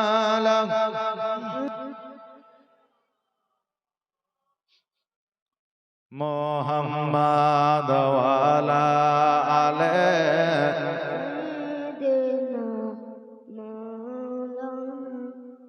এই আমার বাবাজি ভাইরা, আমার মা আমিনা নিজের জন্মস্থান ছেড়ে দিয়ে আপনার গুটি গুটি পায়ে উঠকে লইয়া যেন চলতে চলতে কিছু দূর যাওয়ার পরে দেখছে যেন ডান দিকে একটা রাস্তা, বাম দিকে একটা রাস্তা, সামনে একটা রাস্তা। আমার নবীজিকে বলে, মোহাম্মদ বেটা রে, কোন রাস্তা হয়ে যাবে একবার বলো। নবী আমার বলে, মা গো, আমরা আসার সময় কোন রাস্তা হয়ে এসেছিলাম? বলে, আমরা ডান দিকে রাস্তা হয়ে এসেছিলাম। বলে, এবার বাম দিকে রাস্তা হইয়া চলো। এবার বাম দিকে রাস্তা হইয়া যখন কিছু দূরে গেছে, যাওয়ার পরে দেখছে যেন ওই মাকামে আবওয়া দেখা যাচ্ছে। আমিনা আমার নবীজিকে বলতেছে, বেটারে ওই দেখো মাকামে আবওয়া দেখা যায়, যেই জায়গায় তোমার আব্বা আরাম করতেছে, যেই জায়গায় তোমার আব্বা বিশ্রাম নিতেছে, ওই জায়গায় পৌঁছে গেছি। এবার কিছু দূর যাওয়ার পরে আপনার উটটাকে মাকামে আব্বার কাছে দাঁড়িয়ে দিলে আমার আমিনা ওই উটের উপর থেকে যেমনই নামতে যাবে, কোথা থেকে যেন জ্বর উঠে চলে আসলো। আর জ্বরে জর্জরিত হইয়া আমিনা যেন আপনার কাঁপতে লাগলো। জোরে বলেন সুবহানাল্লাহ। আমিনা যেন চলতে পারে না, আমিনা যেন কষ্ট সহ্য করতে পারে না। জ্বর হইলে বাবা কিছুই ভালো লাগে না। আমিনা যেন আপনার খুবই কষ্ট করে কয়েক ধাপ আগানোর পরে আমার নবীজিকে বলতেছে, বেটারে আমি তোমার আব্বার কবরের কাছে যাইতে পারবো না, এই জায়গায় আমি একটু আরাম করছি, তুমি ততক্ষণ তোমার আব্বা যেন কবরটা জিয়ারত করে আসো। আমার নবীজি 6 বছরের সন্তান বুঝতে পেরেছে। আমার নবীজি বলে, মা গো, আজকে তোমার কি কোনো রকমের কষ্ট হয়? আজকে তোমার কি কোনো রকমের ব্যথা বেদনা হয়? আমিনা বলতেছে, আজকে আমার কোনো রকমের কোনো কষ্ট হয় না রে বাবা। আমিনা জানতে পেরেছে, বুঝতে পেরেছে, আমি যদি বলি আমার বড় কষ্ট হয়, আমার মোহাম্মদ কষ্ট পেয়ে যাবে। আর আমার মোহাম্মদ যদি কষ্ট পেয়ে যায়, আমি না সহ্য করতে পারবো না। আমার নবীজি 2 চোখের পানি ছেড়ে দিয়ে বলে, মা গো, আজকে আমার আব্বা 2 মাসের সন্তান, 6 মাসের সন্তান তোমার গর্ভে রাখি আমার আব্বা বিদায় অন্ধকার কবরে চলে গেছে। ওগো মা, আজকে তুমিও আমাকে ফাঁকি দিয়ে যেন চলে যেও না। মা গো, আজকে তুমি যদি আমাকে ফাঁকি দিয়ে চলে যাও, আমি নবী বড় একা হয়ে যাব মা। আজকে আমি বড় ইতিম হয়ে যাব মা।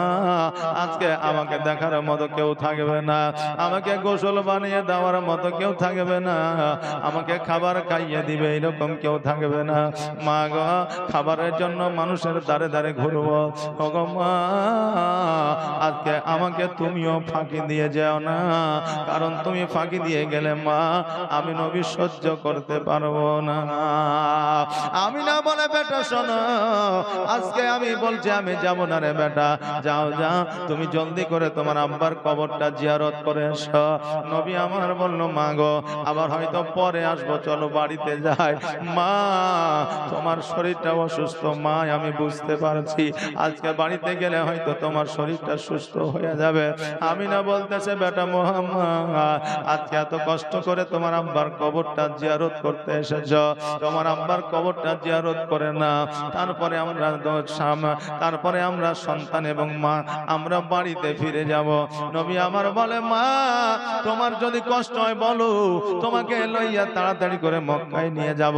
আমিনা বলল, না বেটা, আমার কোনো রকমের কষ্ট হয় না। ও মোহাম্মদ, আর দেরি করিও না, দেরি করিও না, জলদি করে যাও। আর যাওয়ার পরে তোমার আব্বা জানে কবরটা জিয়ারত করে এসো। আমার নবীজি মায়ের কত ফেলতে পারে না, আর আমার নবীজি আব্বা জানে কবর জিয়ারত ছাড়তে পারে না। নবী আমার চট করে দাঁড়িয়ে গেল। গেছে, একবার আব্বা জানের কবরের দিকে আগায়, আরো একবার দাঁড়িয়ে গিয়ে মায়ের দিকে তাকায়। নবী আমার আব্বা জানের কবরের দিকে তাকায়, এইদিকে মায়ের দিকে দাঁড়িয়ে গিয়ে তাকায়। আমার নবীর বড় ভয় হয়, আজকে মা হয়তো আমাকে ফাঁকি দিয়ে চলে যাবে। নবী আমার গোটে গোটে পায়ে আব্দুল্লাহ রাদিয়াল্লাহু তাআলা আনহুর কবরের কাছে যাইয়া আমার নবীজির আব্বা জানের সঙ্গে যেন কথা বলতেছেন। এইদিকে আমার আল্লাহ ডাক দেয়, ইসরাইল আর দেরি করিও না, দেরি করিও না, জলদি করে মা আমিনার কাছে যা, আর আমিনার জানটাকে তুমি কবজ করে নিয়ে আসো। ইসরাইল বলে, আল্লাহ আজকে 6 মাসের সন্তান আমার নবীজির আব্বা জানের জানটা কবজ করেছে, আজকে 6 বছরের সন্তান আমার নবীজির মায়ের জানটা কবজ করব। ওই আল্লাহ আজকে জানটা কবজ করতে যেন মায়া লাগতেছে। আজকে যখন নবী আমার বাবারা মাহারা হয়ে যাবে, নবী আমার পথে পথে ঘুরবে, আল্লাহ গো আমার নবী বড় ইতিম হয়ে যাবে। আমার আল্লাহ বলে, ইসরাইল আমি আল্লাহ আমি যেটা জানি তুমি সেটা জানো না, অতএব আর দেরি করিও না, দেরি করিও না, তোমার যেটা কাজ সেই কাজটা তুমি পালন করো। হযরতে ইসরাইল আলাইহিস সালাম জগতের মধ্যে আসলেন, আমিনা রাদিয়াল্লাহু তাআলা আনহার সম্মুখে বাবা দাঁড়িয়ে গেলেন।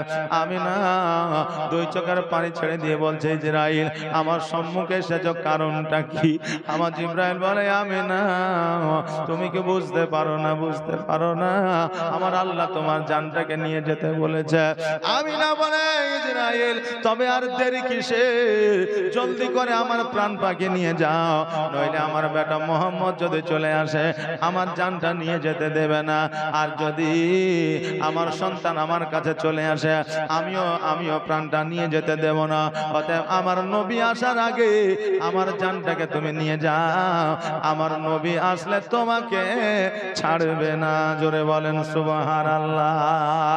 আমার মা আমিনা রাদিয়াল্লাহু তাআলা আনহার জানটাকে যেন নিয়ে চলে গেল। বলেন ইন্না লিল্লাহি ওয়া ইন্না ইলাইহি রাজিউন। বাবারে আজকে মা আমিনা নবী মুস্তাফার মা যদি বাড়ি থেকে বাইর হয় মাকামে আব্বা ইন্তেকাল করতে পারে, যে জায়গায় মওত হওয়ার কথা ছিল সেই জায়গায় মওত হইল না, মক্কা ছেড়ে মাকামে আব্বায় মওত হলো, যেই জায়গায় স্বামীর মওত হয়েছিল। আরে বাবা আমাদেরও ঠিক অনুরূপ ওই রকমই হবে, আমাদের যার যেখানে মওত আছে তার সেখানে মওত হবে। কারো যদি আমেরিকায় মওত থাকে যেমন করে হোক আমেরিকায় পৌঁছে যাবে, কারো যদি চেন্নাইয়ে মওত থাকে যেমন করে হোক চেন্নাইয়ে মওত হবে। আমার যদি মুর্শিদাবাদে মওত থাকে মুর্শিদাবাদে মওত হবে, আর যেখানে আমার আল্লাহ মওত লিখেছে তার সেখানে মওত হবে, একটু এদিকে ওদিকে যাবে না। এই জন্য বলছেন কোন জমিনের মাটি আমার হবে গোরস্থান, কোন জমিনের মাটি আমার হবে গোরস্থান। কাদের চোখের জলে আমি, কাদের চোখের জলে আমি পাইব পরিত্রাণ, কোন জমিনের মাটি আমার হবে গোরস্থান, কোন জমিনের মাটি আমার হবে গোরস্থান।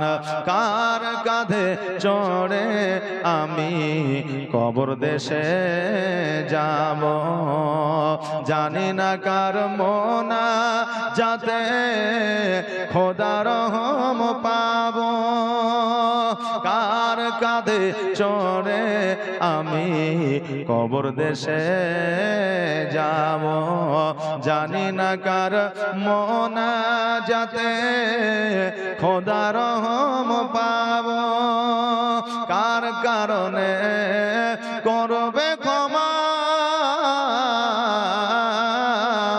কার কারণে করবে ক্ষমা আল্লাহ মেহেরবান, কোন কোন জমিনের মাটি আমার হবে গোরস্থান, কোন জমিনের মাটি আমার হবে গোরস্থান। কাদের চোখের জলে আমি পাইব পরিত্রাণ, কোন জমিনের মাটি আমার হবে গোরস্থান। আল্লাহুম্মা সাল্লি আলা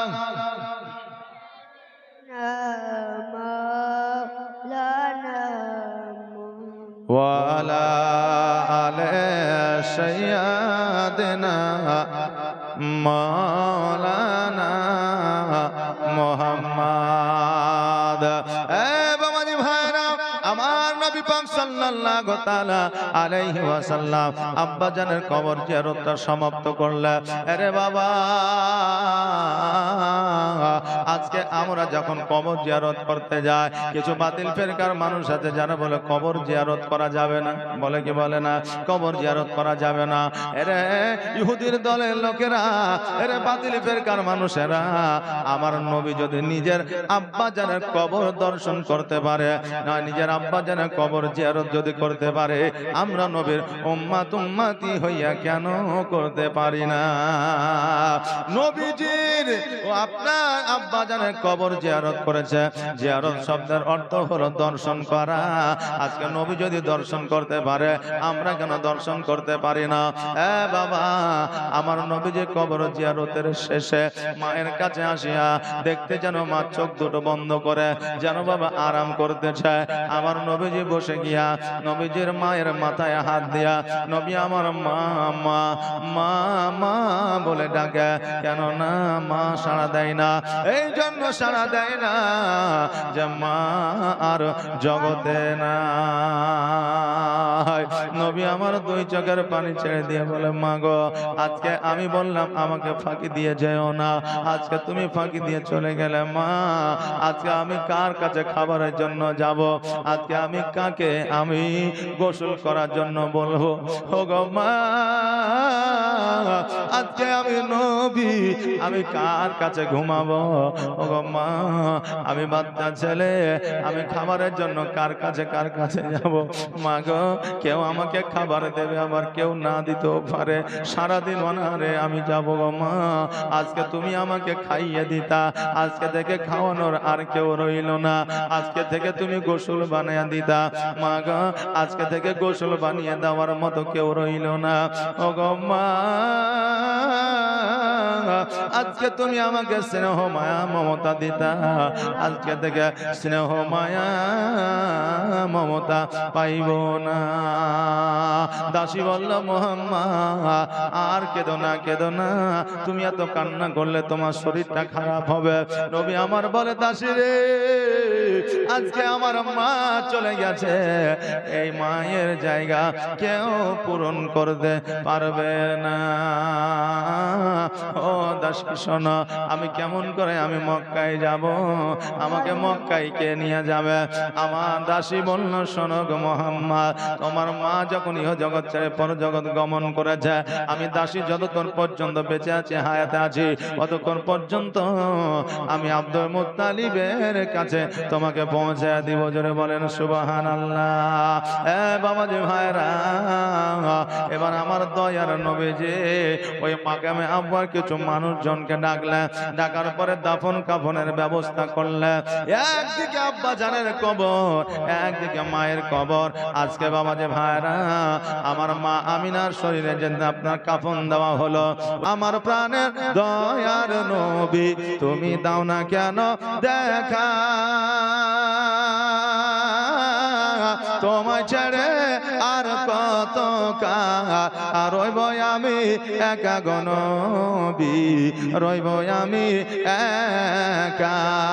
আর দিবানিশি কেন্দে কেন্দে হলাম পাগল পারা,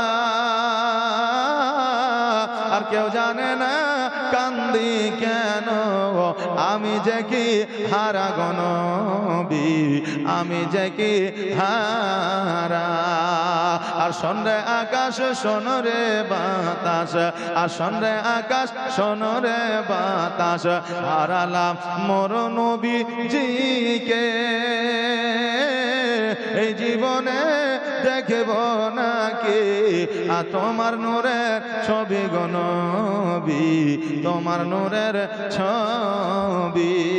আমার প্রাণের দয়ার নবী তুমি দাও না কেন দেখা,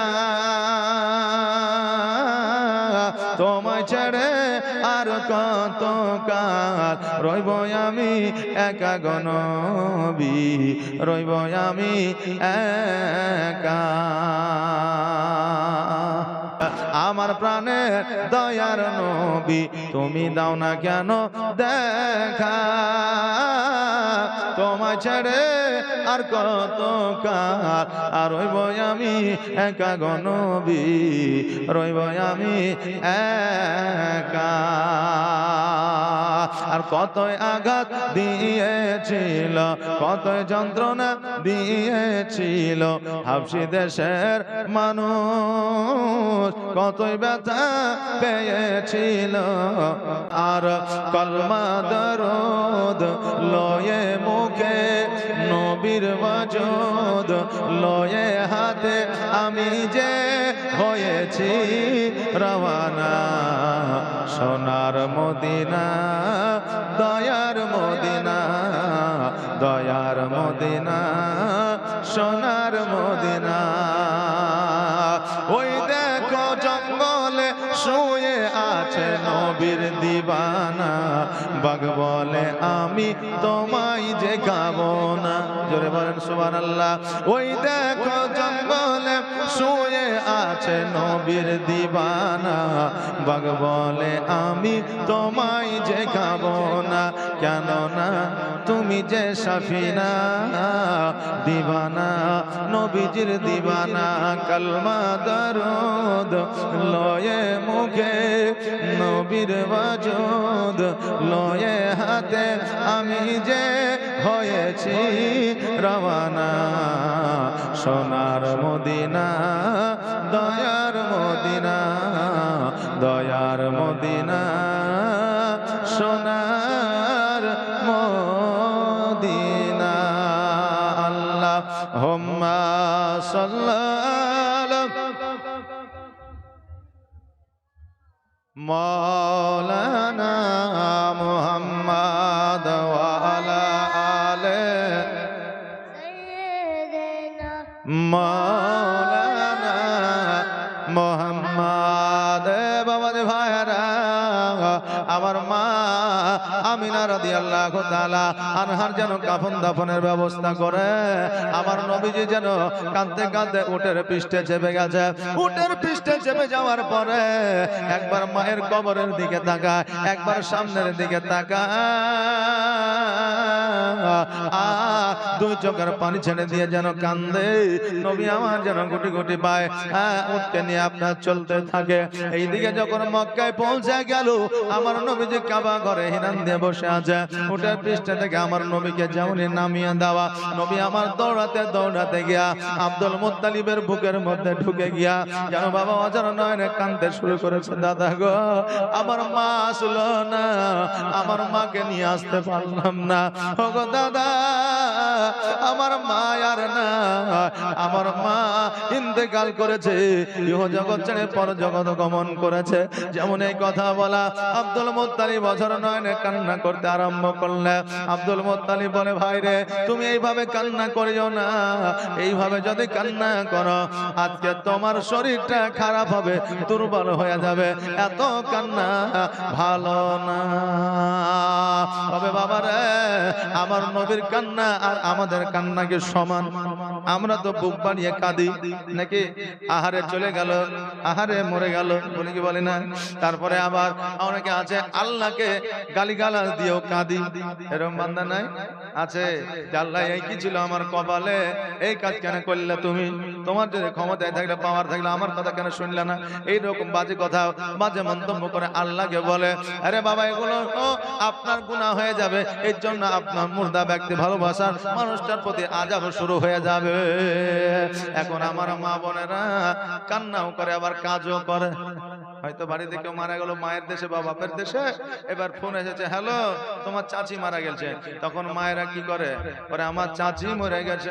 বেটিরে, ওই দেখ আমার খাঁচাতে মুরগির ডিম গিলে আছে, তুলে রাখিস। এদিকে চাচি মারা গেছে, কাঁদছে।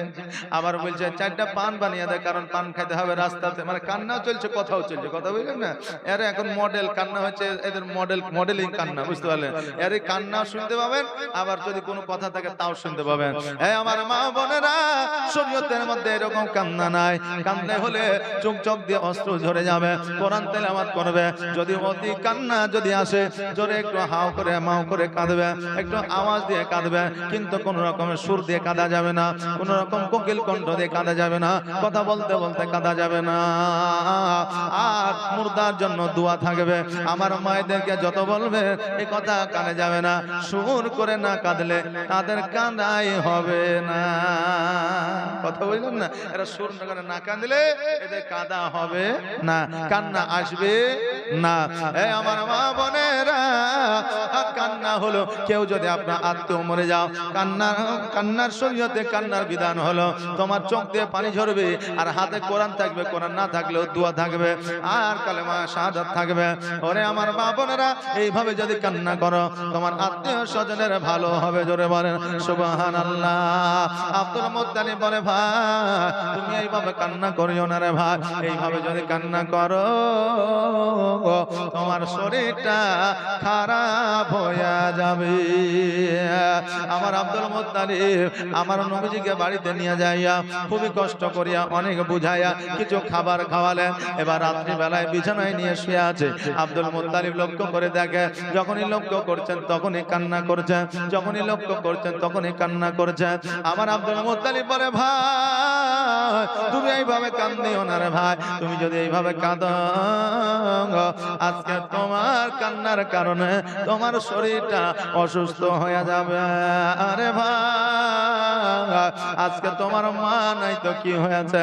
আজকে আমি আব্দুল মুত্তালিব যতদিন পর্যন্ত বেঁচে আছি, আজকে তোমার কোনো অসুবিধা হইতে দিব না। নবী আমার বলেছে, দাদা গো, আমি জানতে পারছি, বুঝতে পারছি তুমি আমাকে অনেক ভালোবাসো, কিন্তু মায়ের যে স্নেহ, মায়া মমতা, এ মায়া মমতা কিয়ামত পর্যন্ত কেউ দিতে পারবে না। মায়ের মতো কেউ হয় না রে বাবা। আপন মায়ের মতো কেউ সম্মান, আপন মায়ের মতো কেউ স্নেহ দিতে পারবে না। সৎ মা আসলে পারেও, সৎ মা যদি অনেক স্নেহ মা মমতা দিয়ে যদি ওই সন্তানের কলিজা পূরণ করে দেয়, তবু আপন মায়ের মতো হবে না। ওই মা আপন মায়ের মতো হবে না। সৎ মা বাবা সৎ মাই থাকে, আপন মায়ের মতো হইতে পারে না। আমার বাবাজি ভাইরা, আমার নবীজি এই কথা বলতেছে আর কাঁদতেছে, আর আব্দুল মুত্তালিব বারবার বারণ করছে, বাবা তুমি এইভাবে কান্দিও না। রাত্রি অতিবাহিত হয়ে গেল, সকাল হইল। এবার সকাল বেলায় আমার নবীজি চোখ খুলেছে, বাইরে এসেছে। বাইরে আসার পরে আব্দুল মুত্তালিবকে বলে, দাদা গো, সকাল তো হয়নি, অন্ধকারই তো আছে। আব্দুল মুত্তালিব বলে, পোতা সকাল হয়ে গেছে, সূর্য উঠে গেছে, তবে আজকে তুমি কি তাহলে চোখে দেখতে পাইতেছো না? আমার নবীজি বলে, চাচা, আমার নবীজি বলে, দাদা গো, হয়তো তাহলে আমার চোখে কিছু আমি দেখতে পাচ্ছি না, আমার চোখ দুটো মনে হয় অন্ধ হয়ে গেছে, চোখের জ্যোতি হয়তো হারিয়ে গেছে। আব্দুল মুত্তালিব বলে, ভাই আমি আগেই বললাম তোমাকে, তুমি কোন রকম ভাবে কান্না বন্ধ করো, নইলে তোমার অসুস্থতা চলে আসবে। ভাই আজকে তোমার আমার চোখের জ্যোতি হারিয়ে গেছে, কেমন করে চোখের জ্যোতি ফিরে আনবা? আব্দুল মুত্তালিব একটা হাকিমের কাছে নিয়ে গেল। এবার হাকিমের কাছে নিয়ে যাওয়ার পরে এবার ওই হাকিম যখন লক্ষ্য করে দেখলো, দেখার পরে ওই হাকিম বলল, আব্দুল মুত্তালিব এই বাচ্চাটিকে এই জায়গায় রাখিও না, জলদি করে বাড়িতে নিয়ে যাও। কারণ হইল এই ছেলেটা আখেরি পয়গম্বর, এই ছেলেটা ইসলামের প্রচার ও প্রসার করবে, অতএব এই ছেলেটাকে এই জায়গায় রাখিও না, এই ছেলেটার অনেক দুশমন আছে, হয়তো কখন আক্রমণ করে দিবে, অতএব জলদি করে বাড়িতে নিয়ে যাও। বাড়িতে নিয়ে যাওয়ার পরে তাকে রাখো। আব্দুল মুত্তালিব বলে, বাড়িতে নিয়ে যাব ঠিকই, কিন্তু তার চোখটা কেমন করে ভালো হবে? হাকিম বলল, শোনো রে, এই বাচ্চা মুহাম্মদ রাসূলুল্লাহ সাল্লাল্লাহু তাআলা আলাইহি ওয়াসাল্লাম ডাক্তারেরও ডাক্তার, মাস্টারেরও মাস্টার, উকিলেরও উকিল, হাকিমেরও হাকিম। আজকে এর চাইতে বড় ডাক্তার জগতে কেউ নাই। এর নিজের থুতু মুবারক চোখে লাগিয়ে দিবে, দেখবে চোখের জ্যোতি ফিরে আসবে। আব্দুল মুত্তালিব আমার নবীজিকে নিয়ে আসলেন। নিয়ে আসার পরে এবার যখন বাবা ঘরের মধ্যে আসিয়া নবীজির থুতু মুবারক যখন চোখে লাগিয়ে দিলেন, বলে, নবী গো, এবার আস্তে আস্তে চোখ দুটা খুলে। যেমন চোখ দুটা খুলেছে, আমার নবীজি বলতেছে, দাদা গো, আমি আগে যেমন দেখতে পাচ্ছিলাম তার চাইতে দ্বিগুণ ভালো দেখতে পারছি। জোরে বলেন সুবহানাল্লাহ। দয়ার নবী বিনে প্রাণ বাঁচে না, একবার দেখাও না আমার, দয়া রাসূল বিনে প্রাণ বাঁচে না, একবার দেখাও না আমার। ওরে মরো বলি তোরে, দয়ার নবী কি গিয়াছে তোর উপরে, ওরে মরো বলি তোরে, দয়ার নবী কি গিয়াছে তোর উপরে। মরু বলে গিয়াছে সত, মরু বলে গিয়াছে সত, কিন্তু নবীর পায়ের রেখা কেন পড়ে না? দয়া নবী বিনে প্রাণ বাঁচে না, একবার দেখাও না আমার, দয়া রাসূল বিনে প্রাণ বাঁচে না, একবার দেখাও না আমার। ওরে রাখাল শোনো তো ভাই, দয়ার নবীজি আমার গিয়াছেন কোথায়? ওরে রাখাল শোনো তো ভাই, দয়ার নবীজি আমার গিয়াছেন কোথায়? রাখাল বলে, বুঝি না নবী, রাখাল বলে, চিনি না নবী, রাখাল বলে, বুঝি না নবী, রাখাল বলে, চিনি না নবী। তোমরা নবী একারে দয়ার নবী বিনে প্রাণ বাঁচে না, একবার দেখাও না আমার, দয়ার রাসূল বিনে প্রাণ বাঁচে না, একবার দেখাও না আমার। আমার আর দয়ার নবী, মায়ার নবী সাল্লাল্লাহু তাআলা আলাইহি ওয়াসাল্লাম চোখের জ্যোতি আবারও ফিরে পেলেন। যেই নবীর থুতু মুবারক এত পাওয়ার, সেই নবীর থুতু মুবারক নিয়ে আজকে কিছু বাতিল ফেরকার মানুষেরা কথা বলে, নবী নাকি তাদের মতো ছিল, তাদের হাত ছিল, পা ছিল, তাদের নাকি নাক ছিল, আরো কিছু ছিল। কিন্তু বাবা যে ভাইরা, আমার নবী যে থুতু মুবারক দিয়া চোখের জ্যোতি ফিরিয়ে দিয়েছে, থুতু মুবারক দিয়া আবু বকরের সাপের বিষ পানি করে দিয়েছে। আর আজকে যারা বলে নবী আমার মতো ছিল, তার থুতু যদি ঘামাচিতে দিয়া দেওয়া হয়, ভালো হওয়া তো দূরের কথা, তার জীবাণুতে আক্রান্ত হইয়া ওই জায়গায় ক্যান্সার হইয়া যাবে। আবার ওই বলে নবী আমার মতো ছিল, নাউজুবিল্লাহ। ওকে বলতে একটু লজ্জাও লাগে না?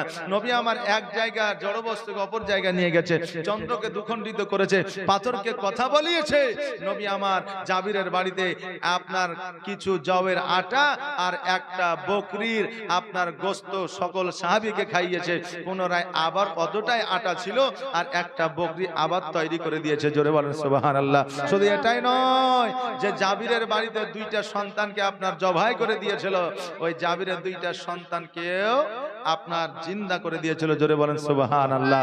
আপনি বলবেন হুজুর গো, জাবিরের দুইটা সন্তান কেমন করে জবাই হইল? হযরতে জাবির রাদিয়াল্লাহু তাআলা আনহু খন্দকের যুদ্ধে ছিলেন। খন্দকের যুদ্ধ আমার রাসূল করেছেন, এটা শুনেছেন। খন্দকের যুদ্ধে ছিলেন। এবার আমার নবীজি কে যখন লক্ষ্য করলেন, আমার নবীজির পেটে একটা নয়, দুইটা নয়, 7টা পাথর বাঁধা ছিল। জোরে বলেন সুবহানাল্লাহ।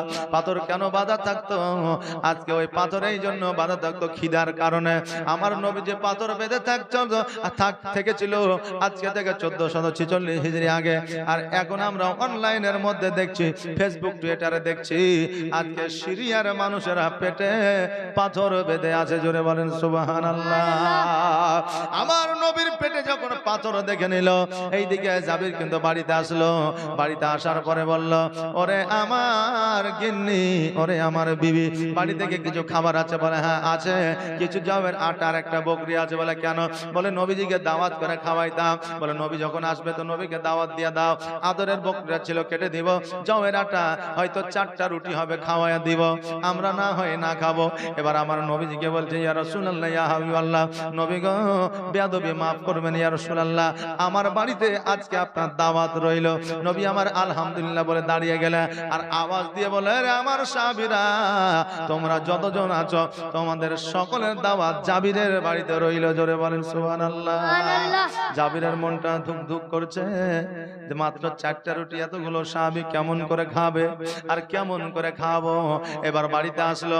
বাড়িতে আসার পরে এবার বিবিকে বলল, বিবি এই ব্যাপার, আমি দিলাম দাওয়াত হুজুরকে, হুজুর দিল সকল সাহাবীকে।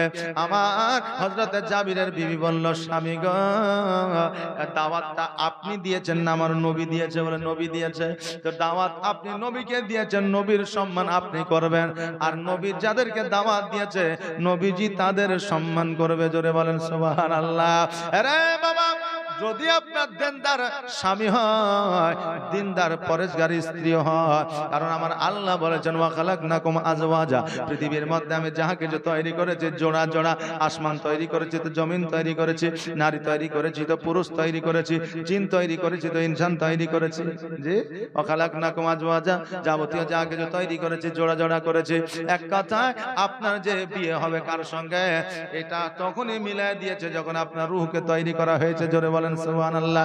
যেমন আপনি হবেন আপনার বিবিও তেমনই হবে, এর মধ্যে কোনো পার্থক্য থাকবে না। এটা আমার কথা নয়, এটা হচ্ছে কোরআনের কথা, আর কোরআন কখনো মিথ্যা হবে না।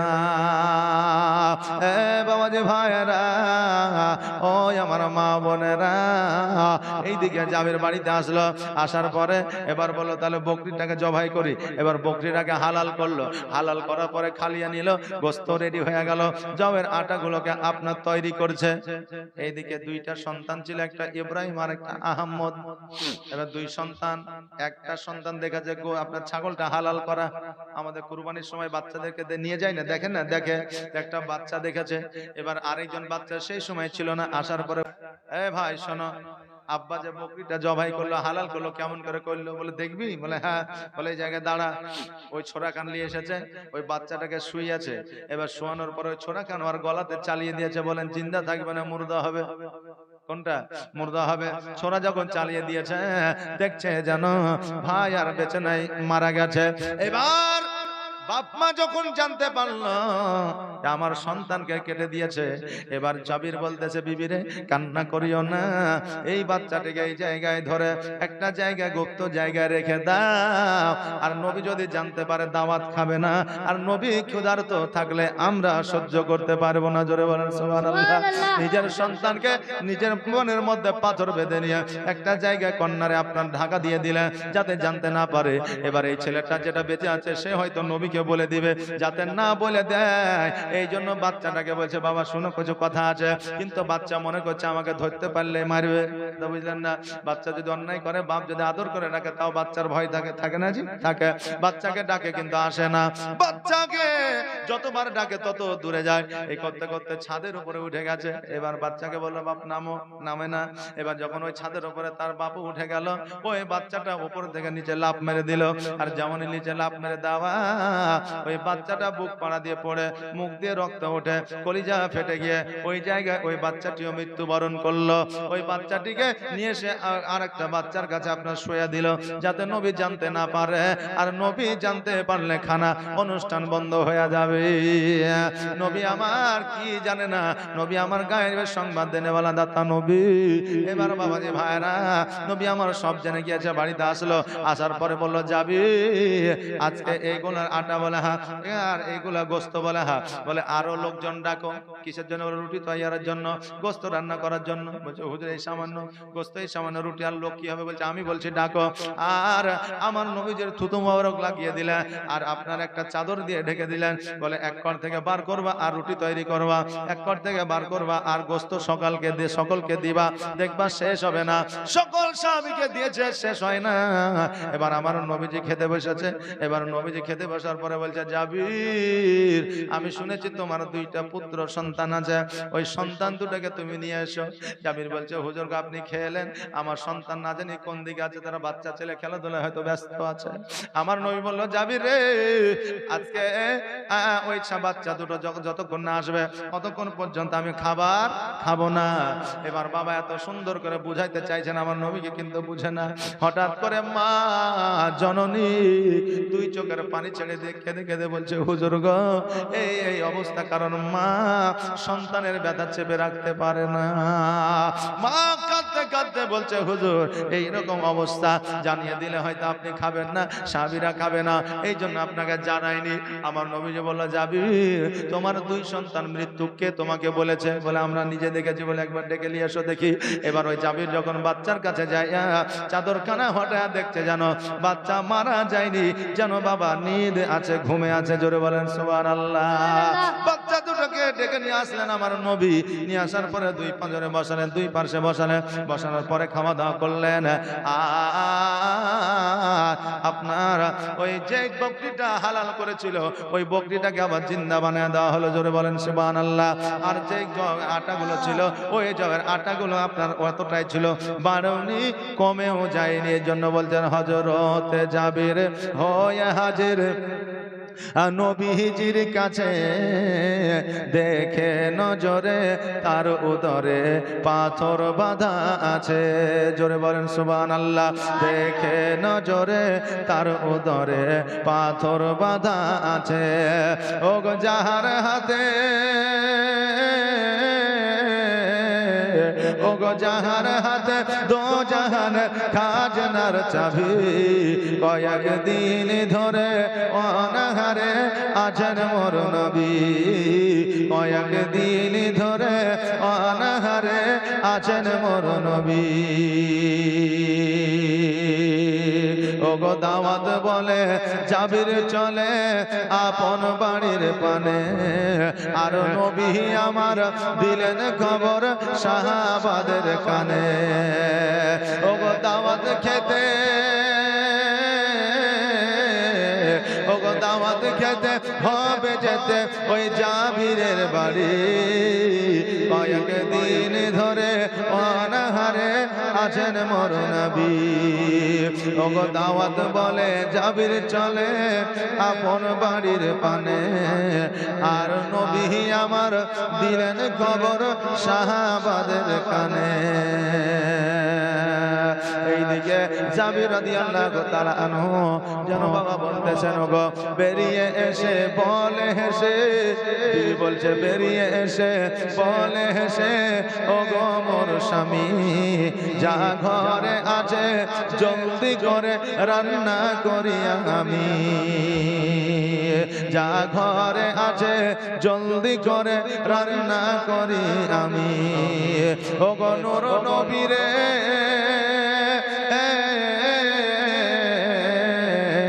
ওগো নূর নবীরে আন ঘরে আর অল্প সাহাবী কয়েকদিন ধরে অনাহারে আছেন মোর নবী। হযরত জাবির হয়ে হাজির নবীজির কাছে, দেখে নজরে তার উদরে পাথর বাঁধা আছে। ওগো যাহার হাতে, ওগো যাহার হাতে দো জাহানের খাজনার চাবি, কয়েকদিন ধরে অনাহারে আছেন মোর নবী। যেই নবী জাবিরের বাড়িতে খাবার এত বরকত দিয়েছে, কেউ যদি বলে নবী আমার মতো ছিল, সেটা মানা যাবে? যাবে? তার দ্বারা তো কিছুই হয় না, তার দ্বারা তার মাই সন্তুষ্টিত না, তার দ্বারা তার ভাই সন্তুষ্টিত না, তার দ্বারা তার স্ত্রী সন্তুষ্টিত না, আর ও বলেন নবী আমার মতো ছিল। আজকে লক্ষ লক্ষ কোটি কোটি মানুষ, আজকে সারা জাহানের মানুষ আমার নবীজিকে অনুসরণ করে চলে।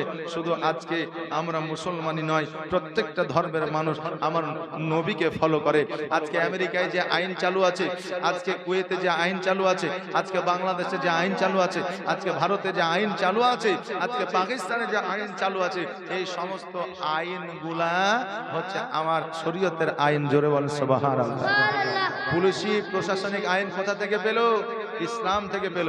বার্ধক্য ভাতা এই কোথা থেকে পেল? আইন থেকে পেল। তারপরে পেনশন এটা কোথা থেকে পেল? আইন, আমাদের শরীয়ত আইন থেকে পেল। এই আইনগুলো তখনকার আমল থেকে ছিল। যুদ্ধের ময়দানে গিয়ে যদি সাহাবী শহীদ হয়ে যেত, তাহলে তার স্ত্রী তার সন্তানদেরকে দেখাশোনার জন্য, খাবার আহারের জন্য তাদের একটা কোটা থেকে, ওখান থেকে কিছু টাকা দেওয়া হতো তাদের সংসার পরিজনকে চালানোর জন্য, অসুখ বিসুখ দেখানোর জন্য। আর ওটাকেই এখন পেনশন বলে চালাচ্ছে। কথা বুঝলেন না? প্রশাসনিক আপনার দায়িত্বে কে ছিল? হযরত উমর ফারুক।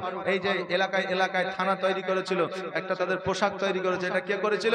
হযরত উমর ফারুক। বোঝা গেল যে আপনার এতগুলো আইন আছে, তার মধ্যে 70% আইন আপনার শরীয়ত মোতাবেক আইন এখনো পর্যন্ত ভারতবর্ষে জারি আছে। অতএব তুমি বলো মুসলমান হয়ে নবী আমার মতো ছিল, কিন্তু একজন অধর্মিক বলে না যে নবী আমার মতো ছিল। কথা বুঝলেন না? অতএব সাবধান হয়ে যাও, হুঁশিয়ার হয়ে যাও। নবীর শানে যারা গোস্তাই করেছে, দুনিয়ায় তারা আপনার দেখবেন ফল পেয়ে গেছে। যারা নবীর শানে গোস্তাই করে, তাদের চেহারা দেখবেন, মনে হবে যে তাদের চেহারায় কিঞ্চিত পরিমাণ নূর নাই। জি, একটু পরিমাণ নূর নাই। আর যারা আপনার আহলে সুন্নাত আল জামাতের মানুষ, যারা নবীকে প্রেম করে, ভালোবাসে, সালাম কালাম করে, তাদের চেহারায় দেখবেন নূরি তাজাল্লা, নূরি ঝালাক একটু অন্য রকমের আছে। জোরে বলেন সুবহানাল্লাহ। দেখলেই বোঝা যাবে কে আহলে হাদিস, কে ওয়াহাবি, আর কে আহলে সুন্নাত আল জামাতের লোক। দেখে দাঁড়িয়ে গেলেই বোঝা যাবে, তাই না বাবা? দেখলেই বোঝা যাবে। আল্লাহ তাবারাক তাআলা আমাদেরকে ফিতনা ফাসাদ থেকে যেন বাঁচিয়ে রাখেন, সহি পথে যেন চলতে পারি, আহলে সুন্নাত আল জামাতকে যেন আঁকড়ে ধরে থাকতে পারি। আল্লাহ যেন সেই তৌফিক দান করেন। সকলে আমিন সুম্মা আমিন।